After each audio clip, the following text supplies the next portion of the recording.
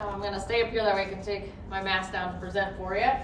My name is CJ. I'm an education scholar with professional development, but tonight I'm going to put on my disaster preparedness / kind of safety hat to talk to you about workplace safety. So how to keep yourself safe, getting to work while at work, and a little bit of self-preparedness, which carries into workplace safety, because as long as you know your home is prepared and safe, you're going to have an easier time making sure you stay safe while here at work. And then I have Erin with me behind the camera, because she's taping this so we can put it out there for continuing it through other avenues as well. But she also works with me in the professional development department. I have no conflicts of interest as well. I will show some equipment, but no conflict of interest. I'm not being paid by any of the companies. So when it comes to keeping yourself at work, we're just going to cover 3 little buckets. I could talk on this for hours. I promise I won't. Erin is in charge of being like, woo, shut it down. But I could talk on all this for hours. So at the end, if you have any questions, please let me know. But we're going to really hit about keeping yourself safe. We're going to really hit on weather safety, because we should all be doing some self-preparedness when it comes to weather safety. And then last, and probably my personal favorite, is we're going to talk a lot about self-preparedness when it comes to that. All right, so keeping ourselves safe. How many of you, by show of hands, drive the same way to work, park around the same spot, right? We all do that, right? Or not, I shouldn't say everybody, but most people. We're creatures of habit. But the more important question is, if for some reason that path to work isn't open, or that parking area isn't open, do you have a contingency plan? Do you know where you're going to go? Because we have talked to people that say, oh yeah, I sat on the interstate for 3 hours because I was afraid if I got off, I had no idea how I was going to get to OSS St. Francis. There are multiple ways to get to places. You just have to know them. So challenge yourself once a week to take a different route to work. You can do it, I promise. Take a different route to work. Park in a different spot. I would say sit in a different spot at church. We're not really back in the NC yet, but try out different spots so you have that contingency plan. So you're not just stuck or frozen when it doesn't work out.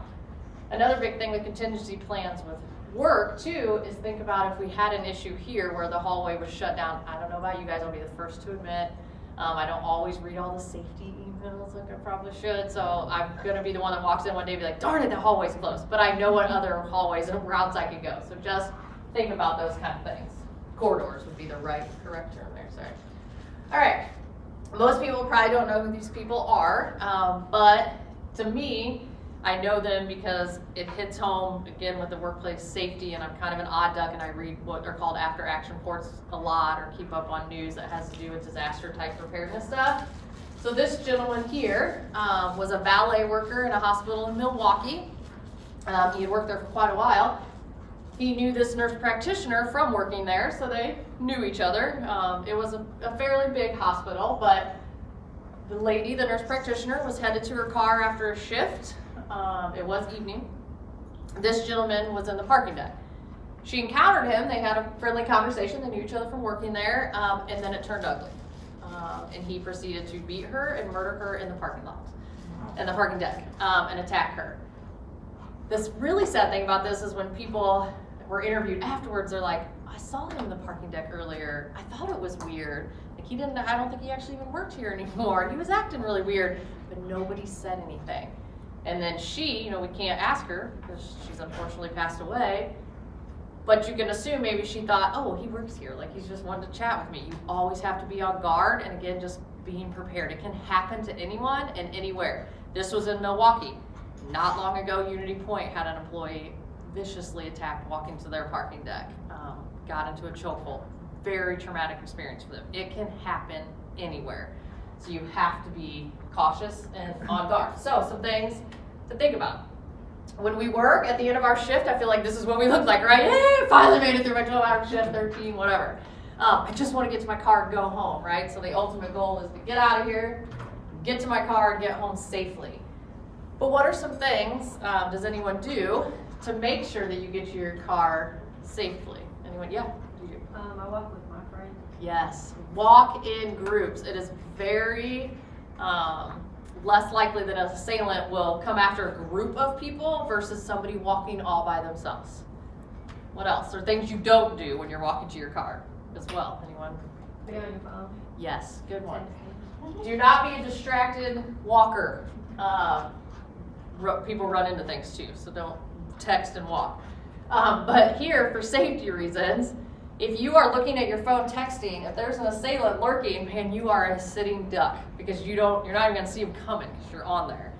So don't be texting. Now, the flip side of that is we teach a lot of the times to act like you're on a call or literally call somebody. It's less likely they're gonna come up to me knowing there's somebody on the other line that's gonna hear it and could identify me if I'm the assailant or know what happened. So even if you have to pretend, I always say I'm pretending and then my phone's really gonna ring.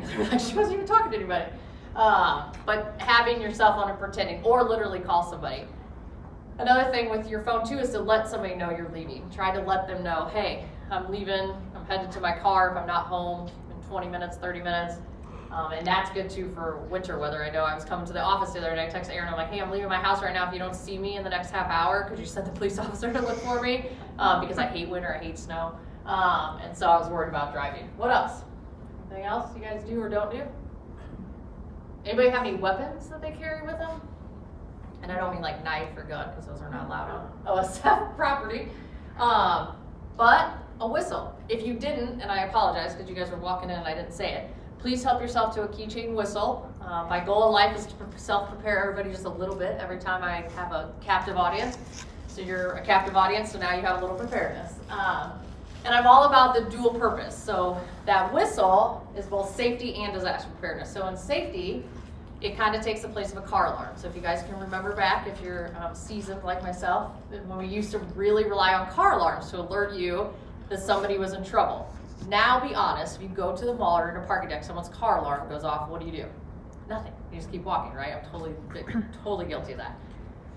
Whistles save lives because instead of the car alarm now, if I'm in a parking deck and someone's trying to attack me, I can blow a whistle. It's very loud, carries through, and I'll be honest, if I'm walking through a parking deck and a whistle goes off, I'll be like, is someone blowing a whistle? And start looking around to see what's going on. So it's to catch that attention.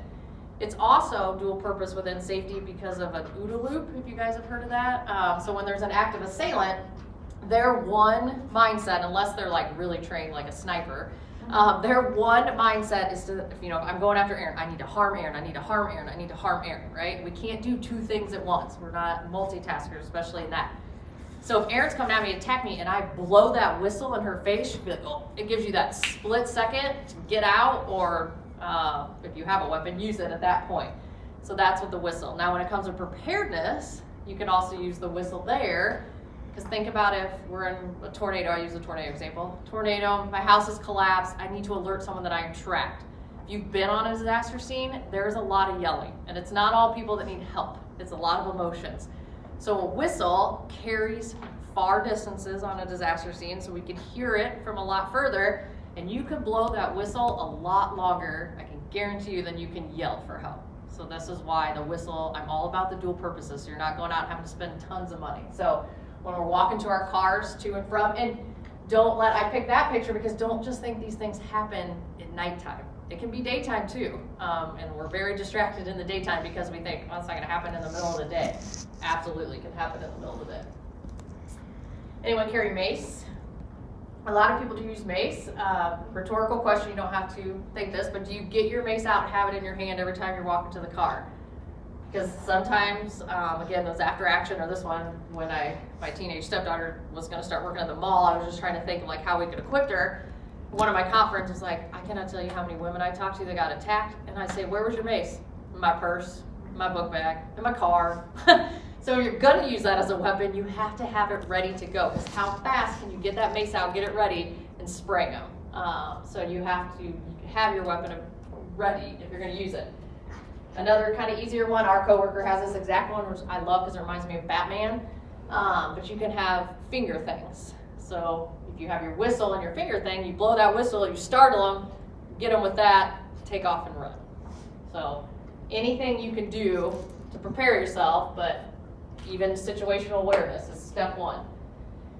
And lastly, we say this in a lot of different avenues within the hospital, but we can put it in safety too. If you see something, you have to say something. That guy who was wandering around the parking deck that ended up murdering the nurse practitioner, what if one person would have called security and said, there's some gentleman wandering around the parking deck? I have called in Meddy 3 somebody driving their bicycle, like riding it up and down. I'm like, I don't know if they're just taking the easy way through the parking deck, but there's somebody riding their bicycle. If If you see something, say something. I'd rather you say it and it be, yeah, they're supposed to be there, versus not, and they end up murdering an employee. So if you see something, say something. Or if you're like, oh, that light, and that's another big one, like, oh, that safety light where it's supposed to illuminate is out, and nobody says anything, like, oh, the next person will do it, or oh, darn it, the bulb's out. Say something so it's an easy fix that could literally save somebody's life. Okay, so that's kind of safety in that aspect. Now let's talk about weather safety. So things that we need to prepare for, think about. Tornadoes. We have tornadoes here in Illinois. We need to prepare for them and figure out, how am I going to prepare for that at home and be warned? How am I going to prepare for that at work? The tornado sirens, I didn't tell the first group, and I feel bad, but we were just talking about tornado sirens. Those were never intended to warn people who are inside of a building. So if you're inside your home or inside here, those tornado sirens outside are not supposed to, it's for the people who are outside at sporting events. Big events is where it first came from. So you need to have some other way to be notified of tornadoes. So tornadoes, and we'll talk a little bit more about tornadoes because that's a big one. Every winter in Illinois it's going to snow, but every winter in Illinois people are not prepared for it to snow. It's like a big shock. It's snowing in Illinois. Yes, welcome to Illinois. We get a lot of snow. So prepare yourself for that. And taking that to the workplace, prepare for those snowstorms. If your shift is coming and there's a big snowstorm lurking, prepare for that. Know when it's going to start. Know when it's going to end. Prepare if you're going to end up having to stay here at work. If you work far distances or live far distances from work, maybe you put into place that you go stay at a friend that's closer so you know you can get to work, and prepare for those things. If anyone were in a snowstorm, it's been a long time ago, so I was a new nurse, but if you were close enough, they'll actually sent security out to pick you up in there. I was one of those people that rode security's truck to pick you up and bring you to work too. So if you can just have a little bit of preparedness, we can kind of join forces and prepare for that. And then having your car, which I'll talk about that too, but having your car ready for winter as well. And then earthquakes. Do you guys know in disaster world, we do a hazard vulnerability of what we are at risk for? Earthquake is on there. Illinois has a fault line that runs through it, the New Madrid fault line. If it goes off, which we sound like Cubs fans when we talk about the New Madrid fault line, it's always next year. It's gonna happen next year. This thing has been predicted to rupture for a very long time. So it's just like a sitting duck, literally. The last time it went off, that's what this is. It was back in 1811. It shows the widespread damage. There's an Indian legend that it actually caused Reelfoot Lake down in Tennessee when it ruptured last time.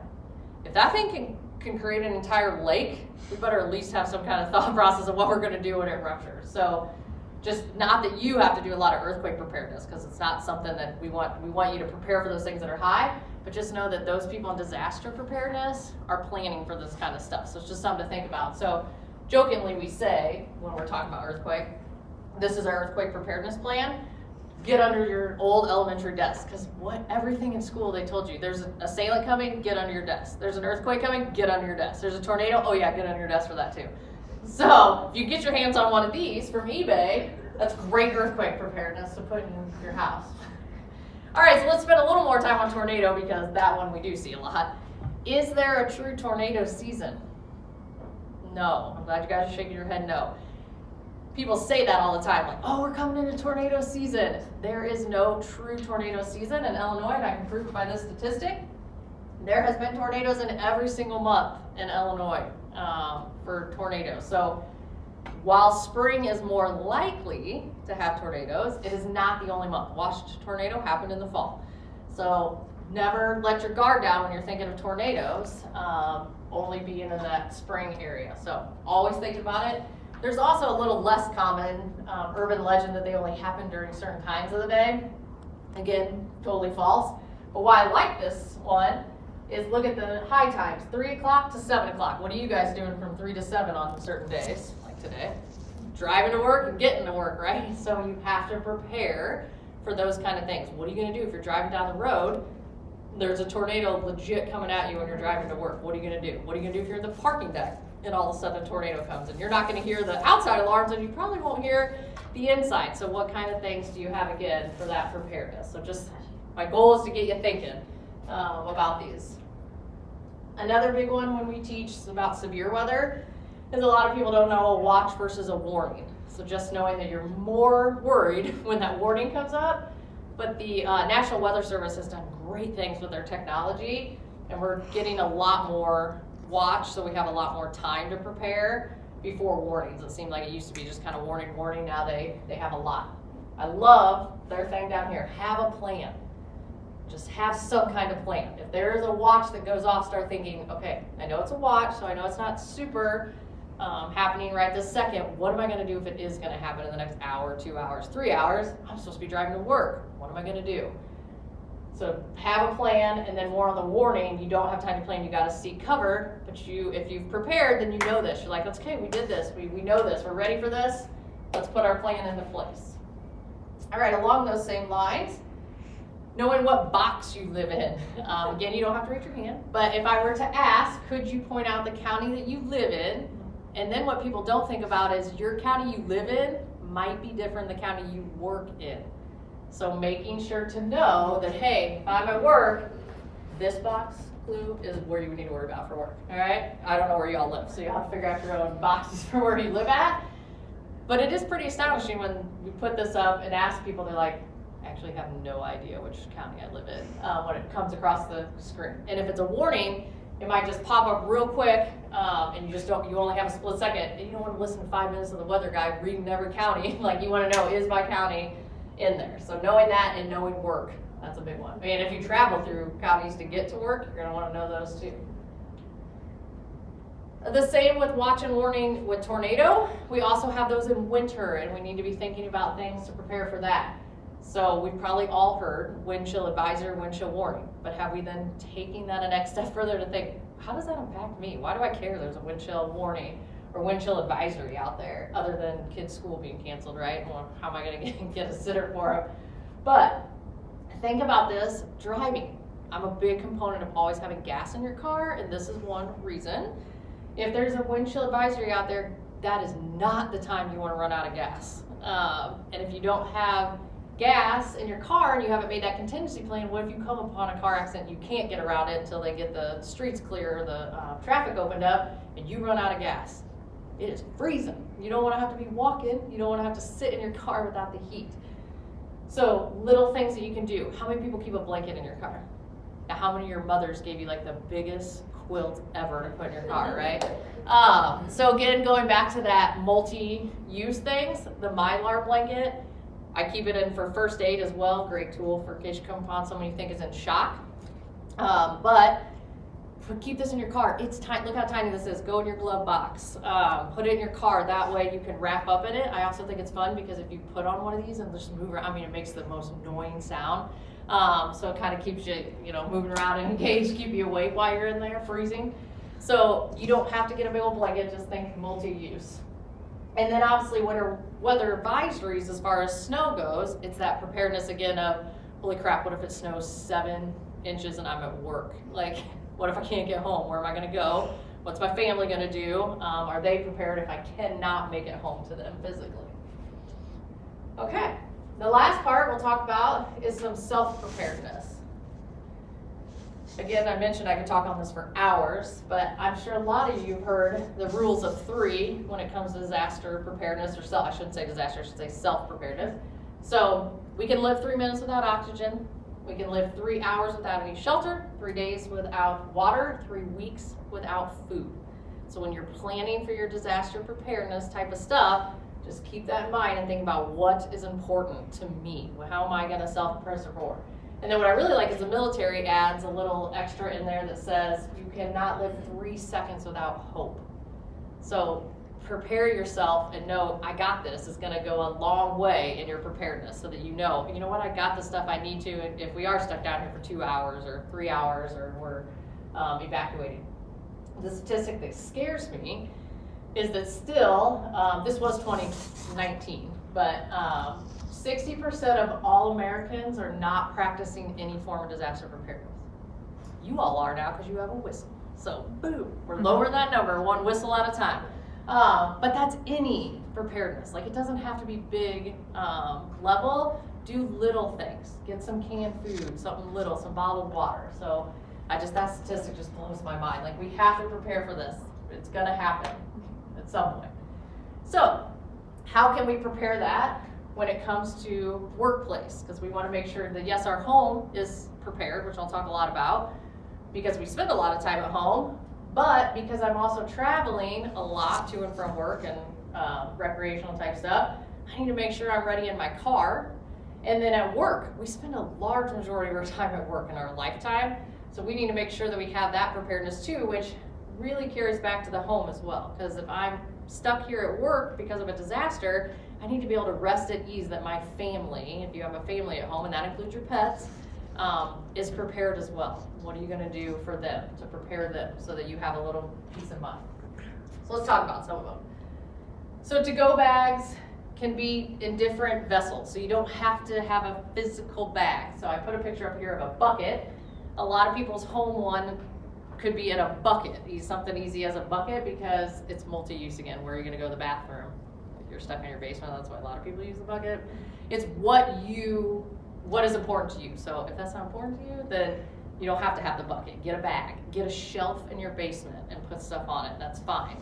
Whatever works for you.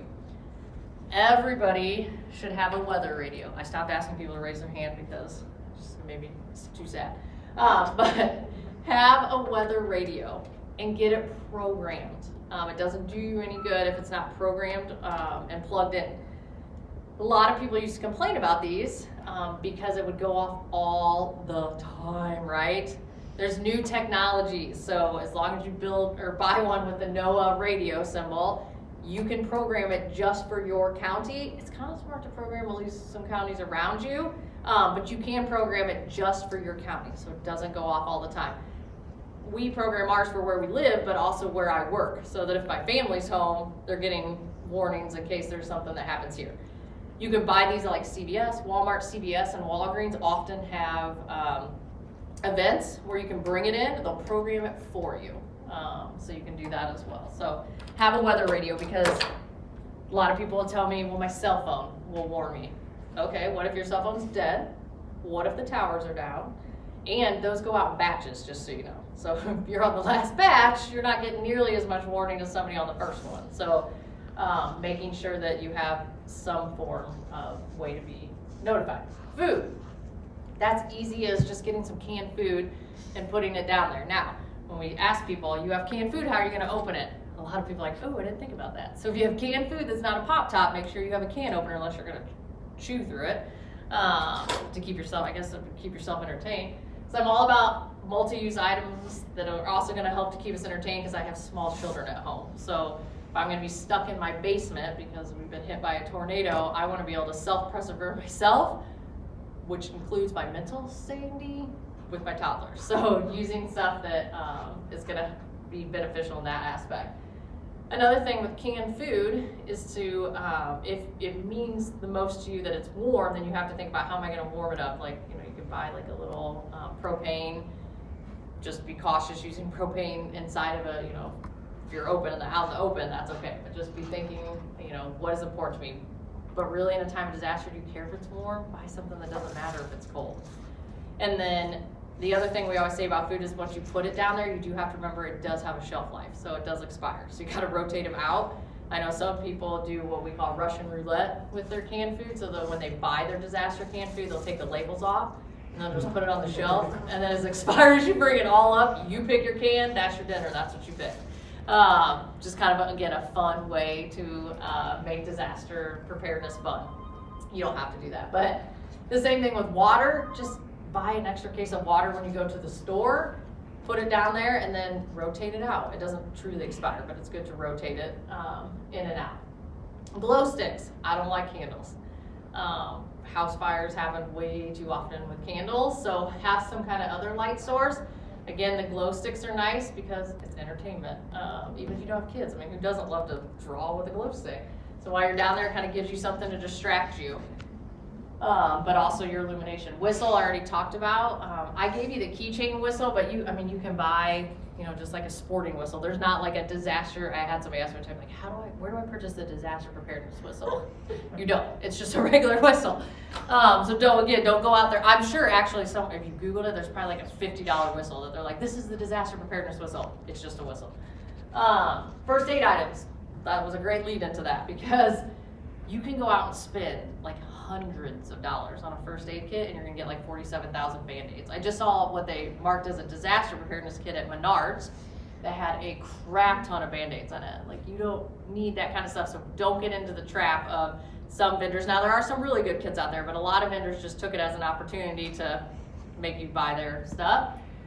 So just, thinking of, again, what makes the biggest bang for my buck. So a tourniquet. Tourniquets save lives. I have them in every single in my go bags. That's great life-saving stuff to pack a wound. So even if you just buy some gauze and put it in your go bag, that kind of stuff. I'm a little bit more odd, like SAM splints are a big thing to me too, so we have some of those. So I'm probably a little on the extreme side, but just think about some of those first aid items that you might need. Shoes, because unless you're sleeping with your shoes on, you may not have enough warning to go find a pair of shoes. So at least have shoes. I put flip-flops in our go bag. I mean, it sucks if it's winter, but at least their feet are protected. They were easy to fit in the bag. And then I do actually bring pairs of shoes into the bedroom if we truly think like there's gonna be a tornado. I'll have those type of shoes in there as well. Cash is king, the saying goes. So in time of disaster, the technology might be down at the gas station. That's another reason you should always have gas. But that could be down, or food. Like if you don't have disaster food and you're going out, the McDonald's may not be able to take your debit card. So make sure you have cash. There's always supplies in disaster times, but people don't carry cash on themselves. So we put it in all of our bags. I did take it out of that bag, just so you know. My significant other was like, are you gonna take all that cash out before you bring it? And then important paperwork. So keeping copies of very important paperwork in multiple places will benefit you hugely. So Washington tornado was where we learned this the most. A lot of people, when FEMA showed up, they said, I need a piece of mail that proves to me that that was your address. Hello, sir, my mail went with my house. So I send a copy of all my important paper, my social security card, my insurance card, any documentation pieces, driver's license, to my sister in Texas. So then she can always overnight it to me or send it to me through email. We keep it in our go bag, and then I keep a set in my work desk, locked, because it has your social security card, locked at my desk at work as well, so that I have it in multiple spots. All right, going back to food really quick, I just wanted to say, make sure, another trap that people get into is the disaster food that they market, which if that's what you want to eat, be my guest. But again, don't make it hard on yourself. You don't have to buy these big, huge things. Plus, this thing is like 2,400 calories in this whole thing, but I guarantee you're gonna burn 2,400 calories trying to eat this thing. So that canned food goes a long way. I meant to say that when I was talking about that. How am I doing on? Okay. And then your car, I think I already kind of drilled in the thing about gas, but this meme always cracks me up. There's two people in the world, literally, I don't get to a half a tank without having an anxiety attack. I have to fill up all the time. The gas station attendant's probably like, she's back. But it freaks me out. And then there's other people that ride on E all the time, how can Erin sell herself out of this one? How long can I make it? I can push it another 5 miles. I once heard a friend say, I looked in the odor manual to find out, how far can you drive once the gas light is on? You need to get gas. Not only is it bad for just in general not to have gas in your car, but you can Google images of gas station lines when a disaster hits and towns are evacuated. It'll make you get gas every time you pass a gas station. Just lined up around. And again, if you don't have cash, you wait in that line only to find out, oh, you can't pay for the gas. I guarantee that gas station is not going to give you the gas for free. You think it's time of disaster, everybody wants to be nice. Maybe your local gentleman will give you gas, but there's also that thing of waiting 2-3 hours. Do you want to wait in line for that? So just always having gas in your car is huge. Pen and paper in your car bag, and in your car bag is a good vessel, would be some kind of book bag, so in case you have to evacuate your car, plus it doesn't take up a lot of space, so I don't necessarily say to get a huge big bin for your car. Pen and paper is good. If I'm in a snowstorm and I have to leave my car and abandon it, it's good to have pen and paper to write on there. I left my car at this time, I headed east. So in case you don't get where you're supposed to go, at least they have a general direction. The other caveat to that is letting somebody know where you're traveling. Do you let somebody know every time you leave work or head to work, or vice versa, especially when the weather's bad? Was that last week, I think? when the snow was kind of bad, I texted Aaron when I left my house, and I said, hey, I'm leaving my house. If you don't see me in a half hour in the office, will you please send a police officer to look for me? Just that way Aaron knows, oh, she was leaving from Germantown, headed to Peoria. She knows my general direction that I go to work, so she could send someone. So just something to think about.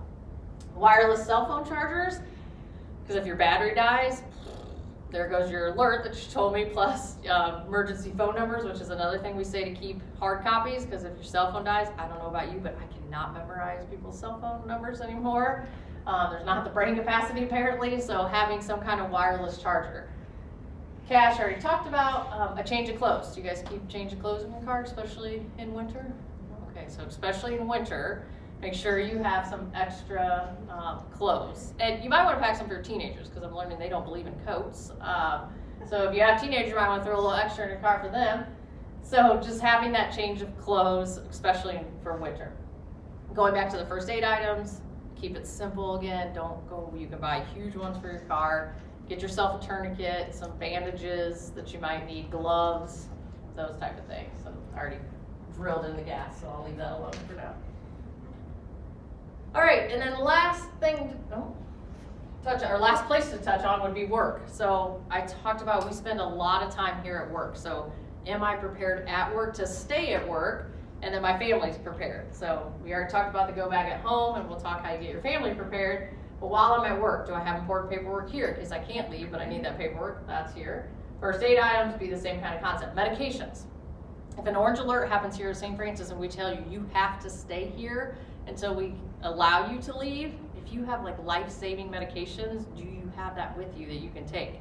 Or if a disaster has happened and a tornado has hit this area, you can't just go to CVS and get more meds if they don't have power.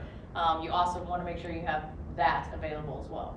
Contacts for children. If you are here and a disaster strikes, and again, you're held here, held over, what's your contingency plan for getting your kids from school, daycare, and do they know that plan? Because there are some sick individuals out there who may just show up and try to pick up your kids. So making sure you talk it through. Hey, if mommy or daddy cannot get home to get you from school, this is who's gonna pick you up, and I'll be home as soon as I can.